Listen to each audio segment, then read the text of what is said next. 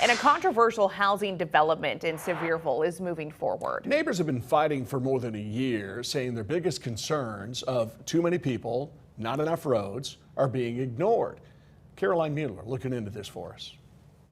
The city says this development checks every legal box, but tonight the people who live here say that's not enough. The Sevierville Planning Commission approved 223 townhomes off Red Bank Road last week, a road with one way in and one way out. The city says the development meets all zoning requirements and has been reviewed by the fire marshal. But neighbors, including those outside city limits, worry emergency services simply can't reach them if that road is blocked. Terry Saylor lives about a mile and a half from the development on Spence Mountain. Whatever the other issues are, and there are many, safety trumps all of these other concerns, and whatever profit the city or Horton will gain from this project.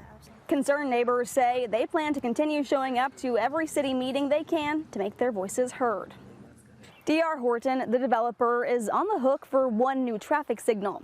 As for the broader road improvements the city says are needed, there's no timeline and no money secured yet. In Sevierville, Caroline Mueller, WVLT News.